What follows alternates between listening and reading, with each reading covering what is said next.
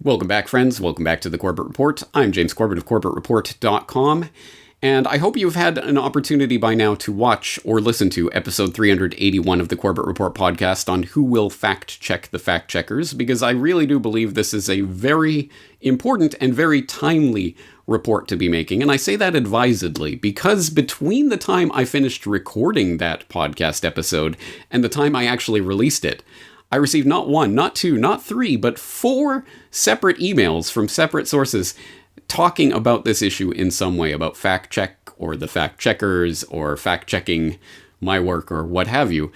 So there's definitely something in the zeitgeist surrounding this topic. Again, I received those emails before I released the podcast, so clearly there's something bubbling right around now, and I'm sure many people are getting this. If they go to share information about the Who is Bill Gates documentary, for example, they may receive one of these fact checks in response from one of their credulous normie friends. Well, let's address that. Let's address some of these criticisms specifically, because I think there is something we can learn from these types of criticisms and how we can respond to them fruitfully. So let's take a look at a specific example. One of those emails that I received was from France, who wrote to say, "Hello, James and your team." Well, actually, it's just me and Brock, but other than that, I am subscribed and sent you $24 recently. I'd really been enjoying your reports until I found that 2 major facts you had included about Bill Gates are false. Now I have to apply scrutiny to your reports, and I feel sad about that, as I had trusted what you said. I am 65 and haven't been fact-checking. I sent out an email alerting friends and family to Expose Bill Gates Day and put all of your links in for the complete 4-part series on Bill Gates. My 34-year-old son looked up some of the facts, educated me on fact-checking, and told me to stop listening to your news. So before I write you off, I'd like to ask why you would include facts that are easily found as false. It discredits you. They are: this one, for the cases of polio in India as a result of the polio vaccine. Brackets, I like that it came from the country in question. And there's a link to a fact check from the Logical Indian.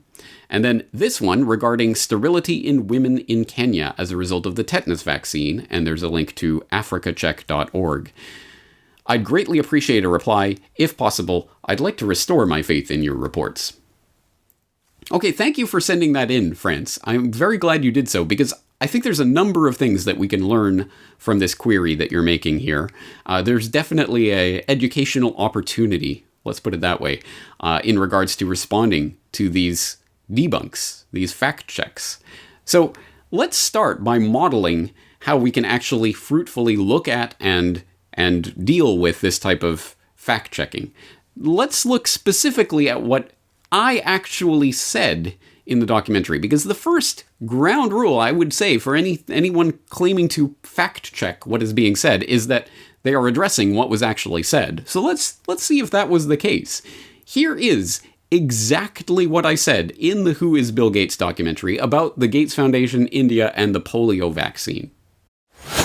There's the 2017 confirmation that the Gates-supported oral polio vaccine was actually responsible for the majority of new polio cases, and the 2018 follow-up showing that 80% of polio cases are now vaccine-derived. There's the 2018 paper in the International Journal of Environmental Research and Public Health concluding that over 490,000 people in India developed paralysis as a result of the oral polio vaccine between 2000 and 2017. Alright, so that is quite specifically what I said in the documentary with regards to the Gates Foundation and the polio vaccine. And for those who are interested, if you go to CorbettReport.com/Gates, you can find the complete hyperlinked transcript of everything, including those sentences, where you can find the links to the source documents that I used to back up those claims. So, now let's check into this fact check from thelogicalindian.com, from which this claim that the documentary has been debunked comes from. And this sources to a article entitled "Fact Check: Were 496,000 children in India paralyzed between 2000 and 2017 from Bill Gates polio vaccine?" ? And that post reads in very grammatically incorrect English, but I will reproduce it exactly as it's written for verisimilitude. I want exactly the critique as it stands. So this is how they wrote it, folks. Bill and Melinda Gates have been targeted by anti-vaxxers for a long time for his work on vaccination. Bill and Melinda Gates Foundation has donated funds to Gavi Foundation, an organization in forefront of making vaccination available to countries who can't afford it for its population. In light of this, posts were shared on social media platforms with the claim that their foundation had tested a polio vaccine in India that left at least 490,000 children paralyzed. Bill Gates Foundation tested a polio vaccine in India between 2000 and 2017 and paralyzed 496,000 children, reads one such post, dated April 13, 2020. Fact check, the claim is misleading. According to a report by PolitiFact, the claim can be traced back to an Instagram post by Robert F. Kennedy Jr., the nephew of former U.S. President John F. Kennedy and a leader of the World Mercury Project, on April 7. World Mercury Project, a group headed by Robert F. Kennedy Jr. and a California-based organization, has been vocal against vaccines. Further, they are one of the biggest sources of anti-vaccine advertisements on Facebook. Indian doctors blame the Gates campaign for a devastating vaccine strain polio epidemic that paralyzed 496,000 children between 2000 and 2017, Kennedy wrote. In an email correspondence with PolitiFact, the Gates Foundation has debunked the claims.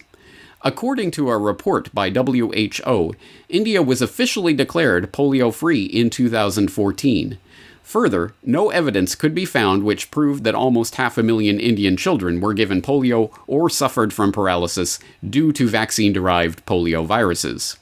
Over the past 10 years, more than 10 billion doses of oral poliovirus vaccines, OPV, have been administered to over 2.5 billion children worldwide, preventing more than 10 million polio cases during that period, reads another report by WHO.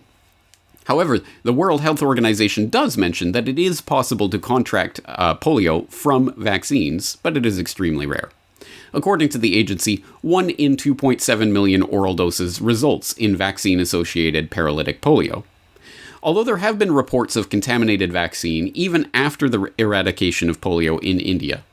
The data from the WHO show that there were 17 cases of vaccine-derived poliovirus cases recorded in India between 2000 and 2017. The data shows that cases were recorded in India only in 2009 and 2010, as seen in the screenshots below, in which CVDPV, circulating vaccine-derived poliovirus. Therefore, it can be ascertained that the claims made in the viral post are false. All right. Debunked, right? Right? Wait, hold on a second. Actually, this is a master class in how these types of debunkings and fact-checkings work. Because exactly as I outlined in episode 381 of the podcast, where I detailed how one of the tricks that these fact-checking sites use is to take a claim, then take the most sensationalized version of that claim, preferably from a very fringe source or just some sort of random person on Twitter with 7 followers who's obviously not a particularly central to the story. Take that claim, then take one tangential part of that claim and debunk it. I think we have some element of that going on here in this debunking. First of all, you will note that the substance of this debunk starts with pointing out not actually the logical Indian. Remember, France said it was impressive that this came from the country in question itself. The logicalindian.com is debunking this thing about Indian polio vaccine campaign. Well, actually, no, because they are sourcing their entire debunk to PolitiFact. So there's a step removed right there. But more to the point, they are saying that this claim derives from an Instagram post by Robert F. Kennedy Jr. And then they talk about Robert F. Kennedy Jr. and his association with World Mercury Project, and these guys are one of the biggest sources of anti-vaccine advertisements on Facebook. Hold on a second. What does any of that have to do with the actual specific claim that they are attempting to debunk here? Oh, that's right, absolutely nothing. But it is a good way to try to smear the claim before you even start looking at facts, right? Right. So that's exactly what that has done. And there's a couple of things to note about that. First of all, go back to what I actually said about the polio vaccine and what I said in my report. and show me where I was talking about an Instagram post by Robert F. Kennedy Jr. Oh, that's right. I wasn't. It has nothing to do with the claim that I was making. So anything to do with RFK or any of that tangential ad hominem logically fallacious garbage that they are trying to insert in this debunk has nothing to do with what I said in my documentary. But also, they gloss over a pretty important part of what was actually written, where in this Instagram post that they are saying is the source for this information, Kennedy wrote, and they quote, "Indian doctors blame the Gates campaign for a devastating vaccine strain polio epidemic that paralyzed 496,000 children between 2000 and 2017. Indian doctors? Is he just making that up? He just said that out of nowhere? Oh, he says, Robert F. Kennedy says it was Indian doctors saying this, but we all know he's a crazy anti-vaxxer, so he's just having delusional fantasy. If only there was someone who could provide a link to the actual specific study by these Indian doctors that specifically makes this claim. Oh, wait, that's right. That's exactly what I did. So once again, please go back to thecorbettereport.com/Gates transcript, where you will find the claim very specifically laid out. There's the 2018 paper in the International Journal of Environmental Research and Public Health, concluding that over 490,000 people in India developed paralysis as a result of the oral polio vaccine between 2000 and 2017. There is a specific claim that has nothing to do with Robert F. Kennedy Jr. or an Instagram post. So let's go and click that link in the transcript to the actual paper in question. Now, once again, sourcing to the International Journal of Environmental Research and Public Health. This is an article called Correlation Between Non-Polio Acute Flaccid Paralysis Rates with Pulse Polio Frequency in India. And it sources to, or the authors of this study, Rachana Diman, Sandeep Prakash, V. Srinavis, and Jacob Puliel, and it shows their affiliations. So these are the Indian doctors, presumably, that RFK was referring to. I don't know what RFK was referring to, but I know this is what I was referring to because I specifically linked it. And that was specifically the claim that was being made. So let's read from the abstract of this study, shall we? The last case of polio from India was reported in 2011. That year, the non-polio acute flaccid paralysis rate in India was 13.35 out of 100,000, where the expected rate is 1 or 2 out of 100,000.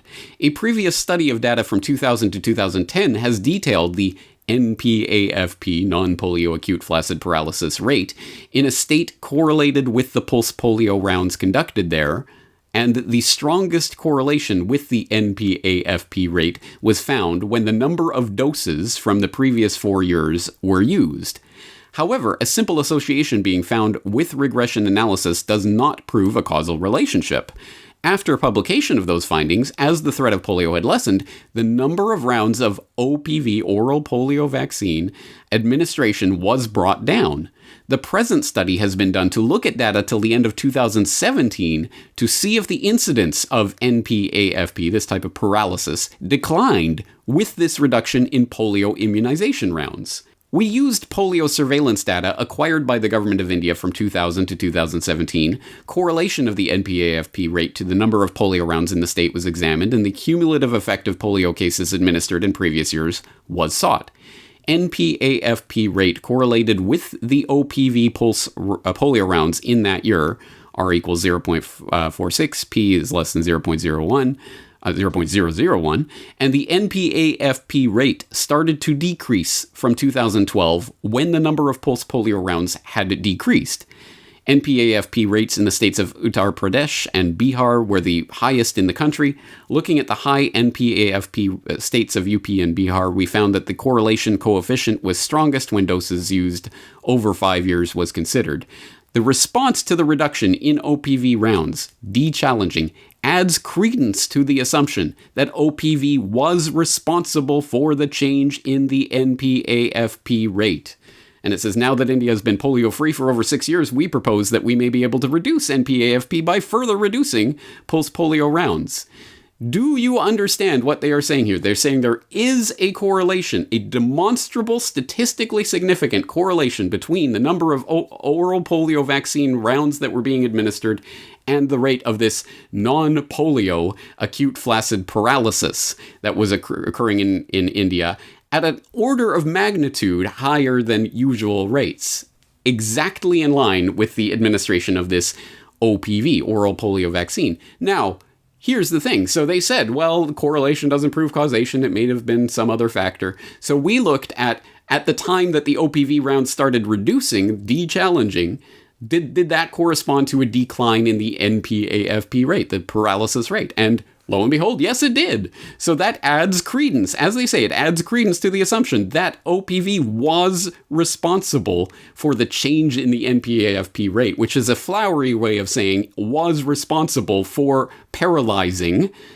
a number of Indians. So what is that number? Do they have a number in this scientific study? Yes, they do. And what is that number? Well, skipping down a couple of pages, we calculated the number of paralyzed children each year which exceeded the expected numbers, assuming an NPAFP rate of 2 in 100,000, which, by the way, keep in mind, is the higher figure in that assumption rate. It could be 1 in 100,000. They went with 2. And the results are displayed in Table 2. A total of 640,000 children developed NPAFP in the years 2000 to 2017, suggesting that there were an additional 491,000 paralyzed children above our expected numbers for children with NPAFP. There it is, in black and white, in this study, which once again was published in the the International Journal of Environmental Research and Public Health, led by a team of Indian doctors. This is where the claim comes from. This is specifically what is being claimed. Now, by all means, people can take a look at this study, and I'm sure that people will, if their attention is drawn to it, they will start to attack this study. Oh, that's not a reputable journal, or they didn't do this correctly, or they didn't prove causation, or blah-de-blah-de-blah. There's a million ways to attack any piece of information you don't like. But isn't it interesting that they are not actually looking at the actual study that I provided the link to in my documentary? No, they're going to take a fact check of an Instagram post by Robert F. Kennedy Jr. and then spend a lot of time just talking about RFK as an anti-vaxxer, and that's why you can dismiss this. They think you are a child, and they are trying to lie to your face, knowing that most people won't even bother to look into this. So this is specifically what I was talking about, and just as an extra added bonus, I also, if you click over 490,000 people in India, you will see there's a link also to The Hindu, which also specifically reported that number at that time, coming from this particular study. The Hindu is a very MSM mainstream Indian outlet. So again, just further, this is not coming from an Instagram post from RFK Jr. This is coming from an actual scientific study. But you wouldn't get that from looking at the fact check. And which, by the way, remember, doesn't come from the Logical Indian itself. They are sourcing their own fact check to PolitiFact. Keep that in mind. We'll come back to that later on. Okay, so that's the specific claim about polio vaccine, and that's where it's actually deriving from. And as you can see, the fact check, the debunk, has nothing whatsoever to do with that. They are lying to your face about this and where it's coming from and what it actually means and what it actually says.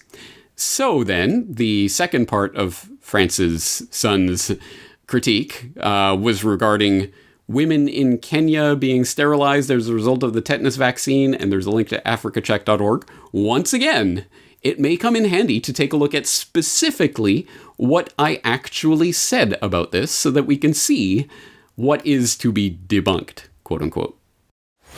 But beginning in the 1990s, a series of scandals over WHO-led vaccination programs in the Third World led to allegations that tetanus vaccines in places like the Philippines and Kenya were being laced with HCG in order to implement population control by stealth. The controversy generated by these stories led global institutions to step back from the campaign to champion population control by vaccine.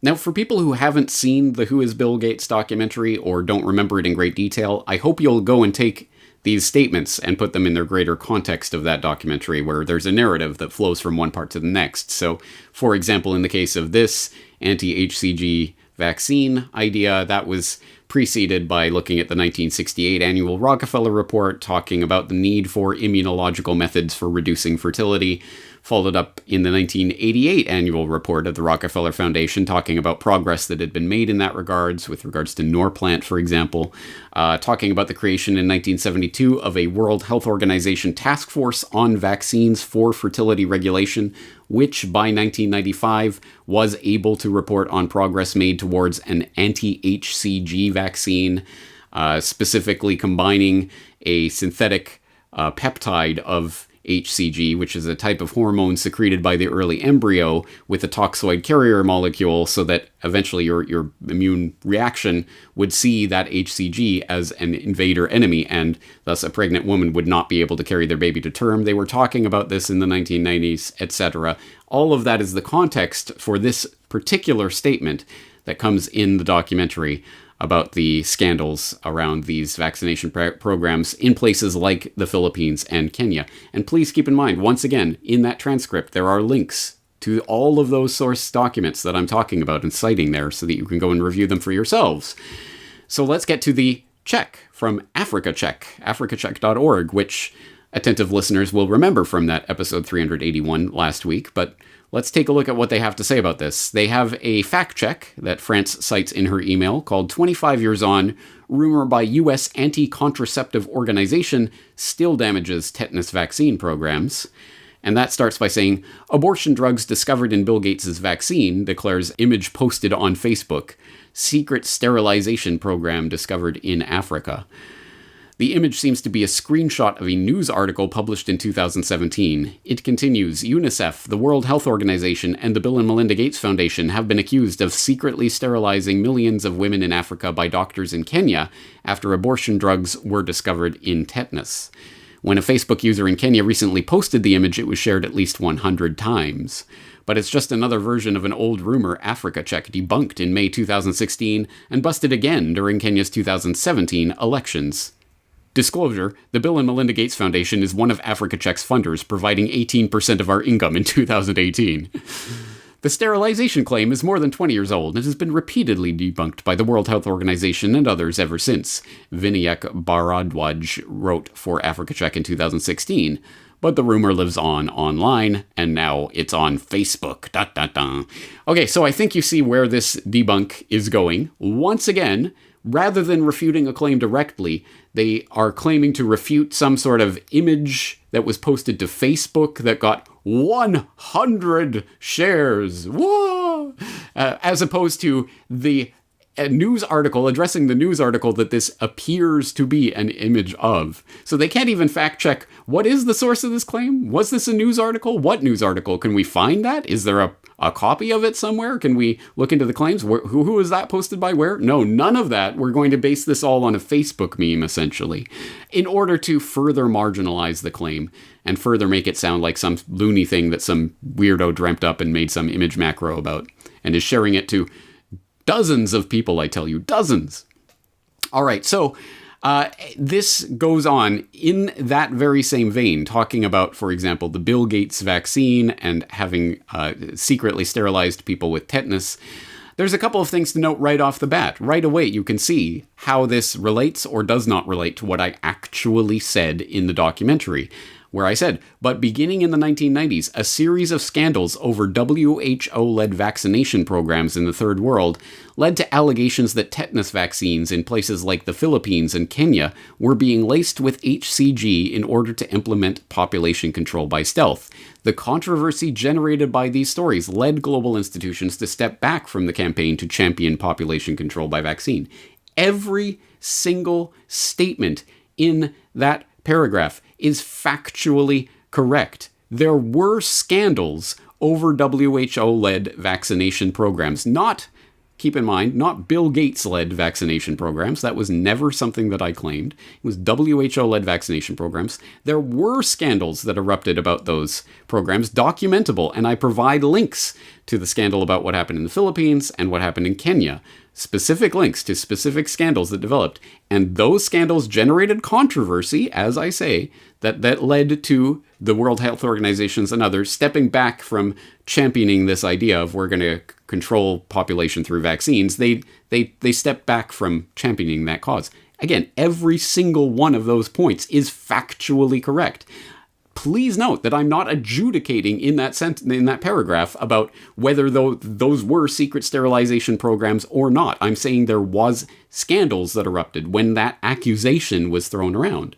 So right off the bat, none of this debunk is in any way related to what I actually said in this documentary. And please be aware, yes, sometimes when I'm speaking, like in a video like this, where I'm speaking off the cuff, I might make an allusion to a fact that I'm going off of the top of my head that may not be accurate. That is absolutely the case. Another reason why you should fact check everything that you hear. But in a documentary like this, that is scripted out and with specific sources and links to specific things, you better believe I carefully choose the words that I'm using here to carefully say something or not say something. And you'll note, I did not say there was a secret sterilization campaign in the Philippines and Kenya with regards to vaccines. No, I said there was a scandal that erupted due to allegations that tetanus vaccines in places like the Philippines and Kenya were being laced with HCG.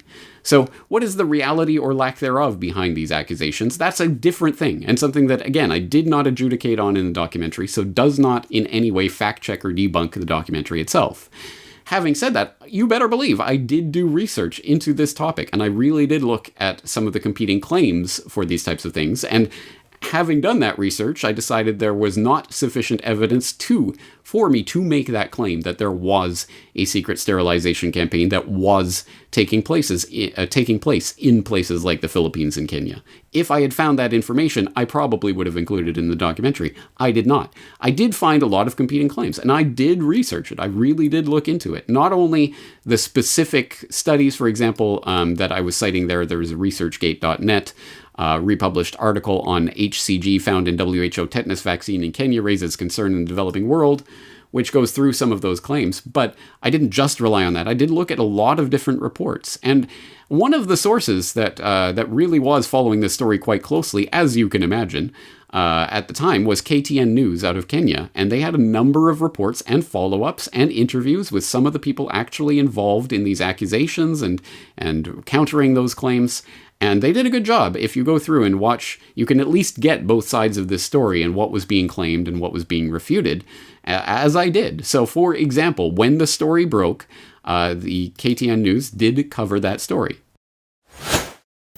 In 3 days, public health officials will finish administering the third dose of tetanus vaccines.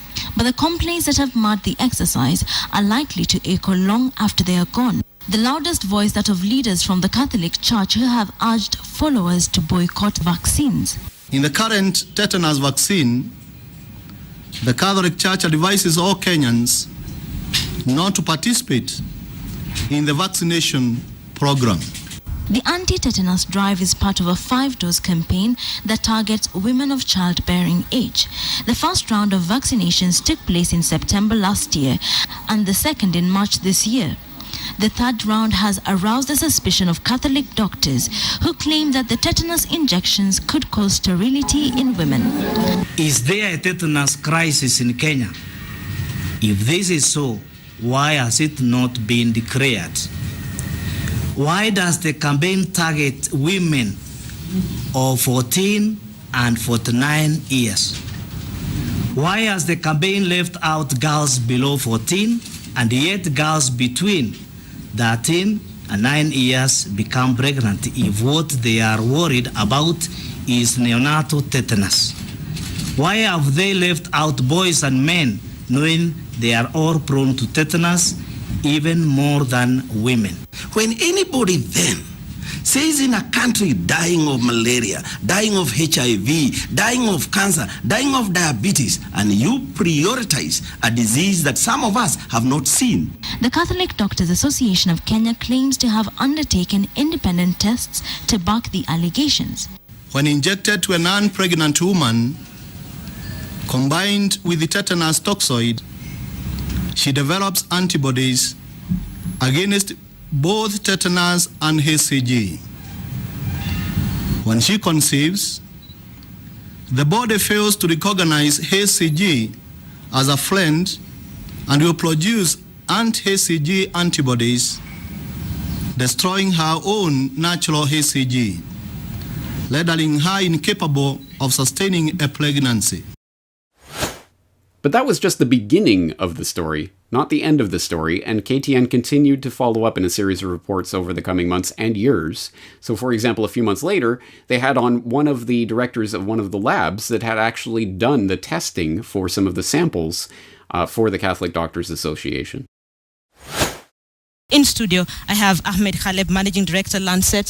Thank you so much for joining us on KTN Prime. And of course, the reason why we're bringing you into this discussion is because your laboratory is one of the laboratories that conducted one of these tests for the Catholic Church. So, when did your laboratory conduct the test for the Catholic leaders? If I recall fully correctly, we received some samples. We found out that we received some samples in May this year, which we tested like any other routine sample that comes to our laboratory because it was submitted by one of the doctors who is well known to us. And after we tested, we are not aware of the actual sample or that actually it was a vaccine. So it was run like any other routine sample and our result was provided.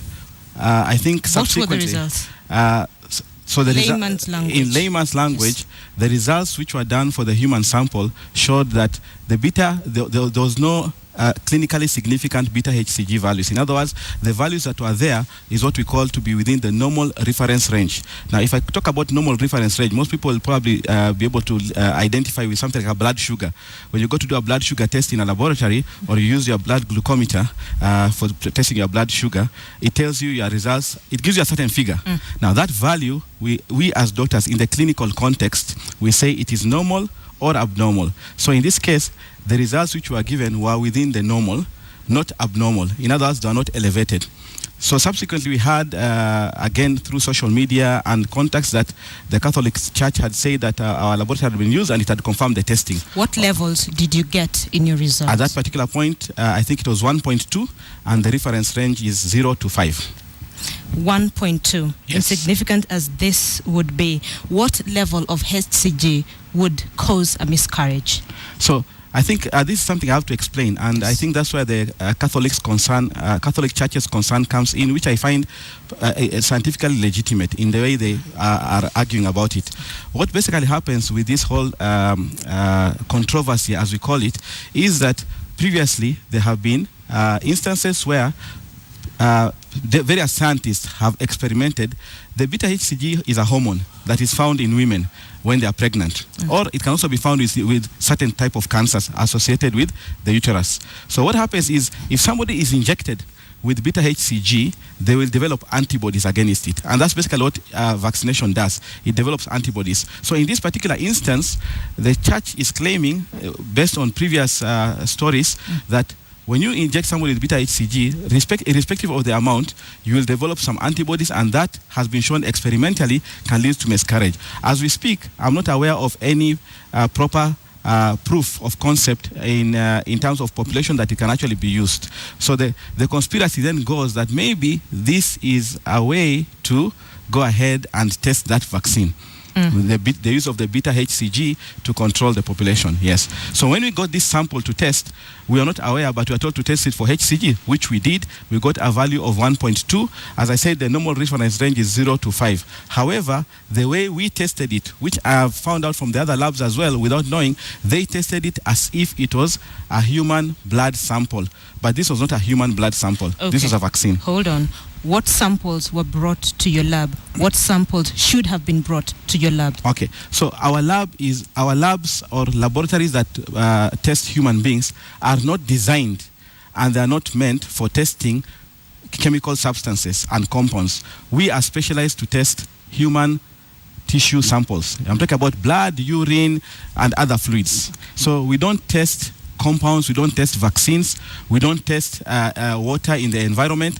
We do testing on human samples. So in this particular case, the results we gave are in the context of the human samples. And that is why when we found out and we conducted subsequent tests, then we actually advised the ministry and we advised the Catholic Church, who are all my good friends and work a lot with them and have a lot of respect for them, we told them, wait a minute, these results that you found, you cannot interpret it in the context you are discussing. You need further tests that will be appropriate for that particular testing. And that's what the Parliament Committee is saying, that a joint exercise is required and the appropriate test be done. And the controversy continued for years. Here's a 2016 report on the latest developments in that story at that point. All these started in October 2014 when reports from the Kenya Catholic Doctors Association stated that 2 to 3 million girls and women of childbearing age in Kenya had been vaccinated with tetanus vaccinations containing the anti-fertility hormone HCG, rendering them infertile. The Catholic Church called for a boycott of the tetanus and polio mass vaccination exercise, prompting the Pharmacy and Poisons Board to ask a Greek Quest, a laboratory, to do further tests on the tetanus vaccine.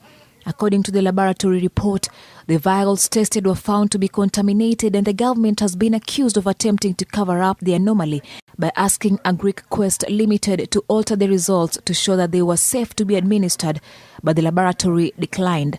We cannot go on and support this vaccinations campaign.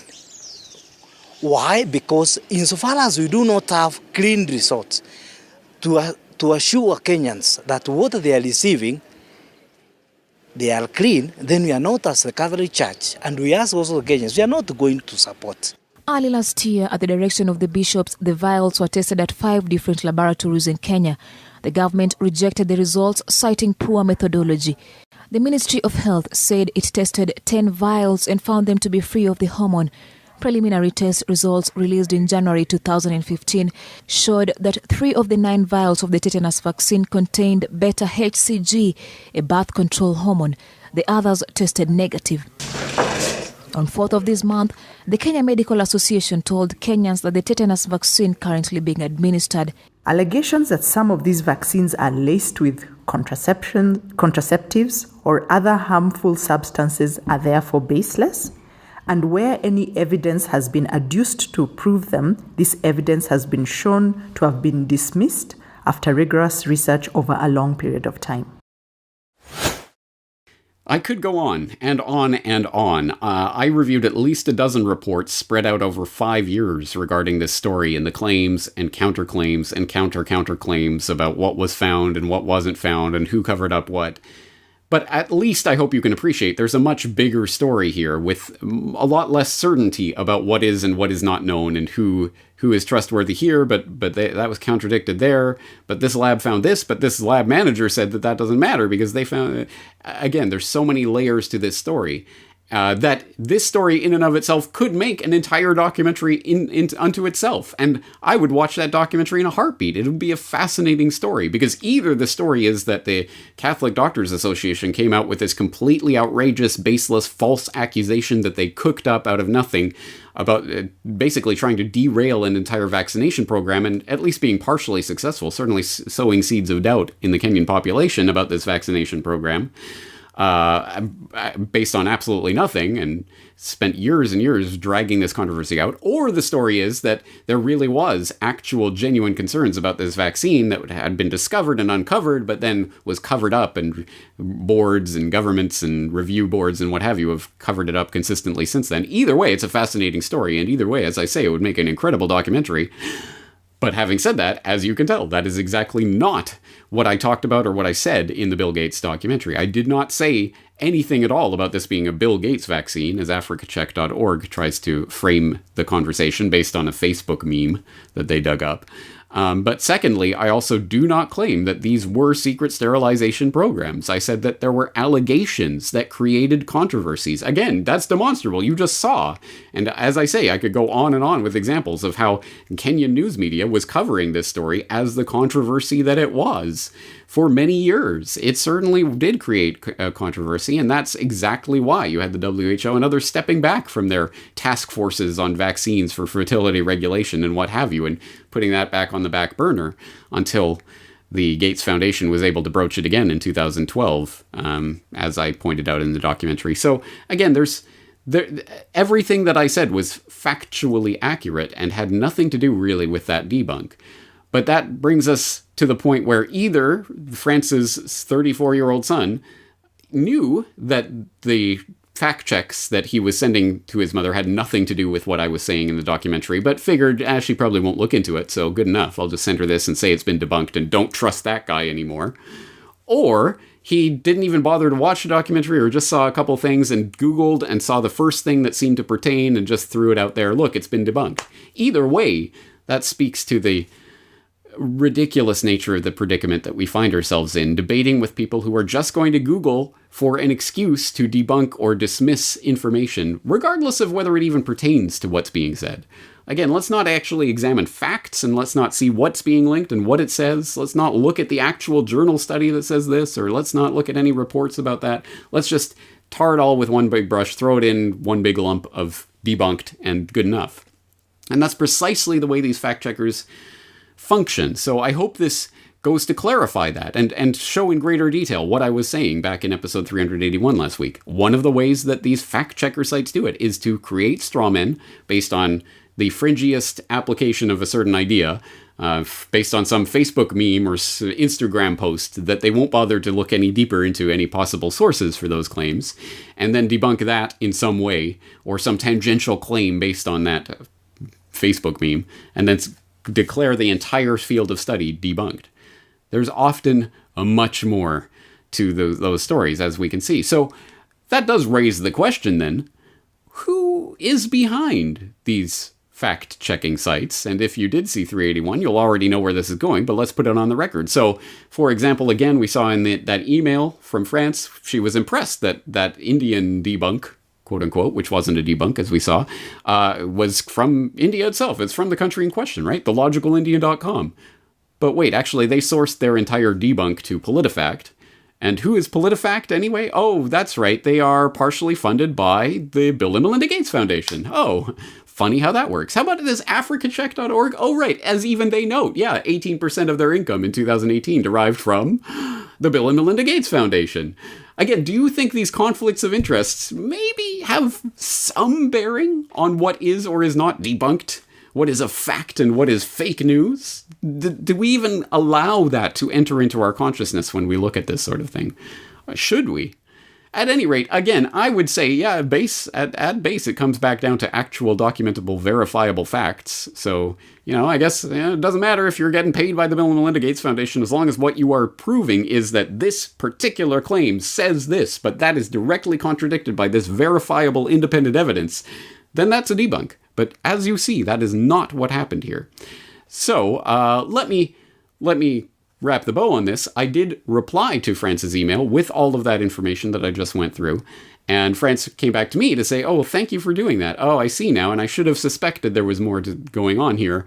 I didn't suspect it, though. But that actually brings us back down to what may be the most important part of that entire email, where France wrote, I had really been enjoying your reports until I found that 2 major facts you had included about Bill Gates are false. Now I have to apply scrutiny to your reports, and I feel sad about that, as I had trusted what you said.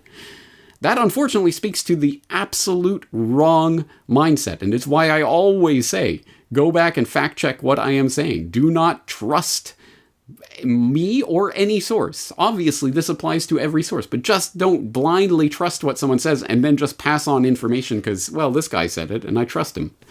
That is not, do not build a foundation on quicksand, because that will sink at the first challenge that you encounter. Someone comes back and says, look, it's been debunked. Why did you ever trust that person? Oh, I'm so upset now. Why did I ever trust that person? And now I trust the fact-checking site. You see how people can be led along if they're not going to build on an actual firm foundation of what they know and why do they know that and why do they believe this fact over that fact. If you don't have some sort of actual foundation there, then you'll just believe the last thing that you heard from anyone. And I don't want people to simply believe what I say just because I say it. I want people who think about what I'm saying and the way I'm saying it and what I'm not saying and the context of that and what is the document on that and so is that a good study and why or why not? That's the kind of critical thinking that we have to apply across the board. And that's what real fact-checking comes back down to. So That's a big mouthful for today, but I wanted to put that out on the table because it's a perfect encapsulation of exactly what I was talking about last week, I should say. And that's exactly this type of deep dive is exactly what you have to do in order to come to a better understanding of, well, someone just sent me a fact check and said it's debunked. Is it debunked? Well, let's see. Let's go and let's check the specific claim that was made and what specific documentation or evidence was provided for that claim, and then see what the fact check says, and does it address that actual evidence, and if so, in what way? Again, I realize this is a lot of work, and no one, not even myself, no one is going to do this to every piece of information they ever encounter. Of course not. You couldn't. You literally could not do that. But if you're going to pass on information and tell other people about it, you should at least have some understanding of why it is that you trust that this source or this claim is true because of this evidence or something along those lines, or at least be able to do that when challenged. So I hope this video at least starts as a sort of foundation that people can use for this type of countering of debunk material, because again, as I say, more and more people are going to encounter this as they go forward. They're going to, if they haven't yet, they're going to encounter more of these fact-checking sites, and it's good to know how to actually address the claims, because as I will stress once again, sometimes the fact-checking sites do get it right. Sometimes they do actually debunk real misinformation, but sometimes, like in this case, it has nothing at all to do with what I actually said in my report, as I hope I've demonstrated. Anyway, that's going to do it for this time, and as I say, we might do this type of fact check more often, not specifically about my work every time, but about establishment media, about independent media, whatever the case may be, so I'm always interested in what people are interested in having fact checked. On that note, we're going to leave it there for today. James Corbett, CorbettReport.com.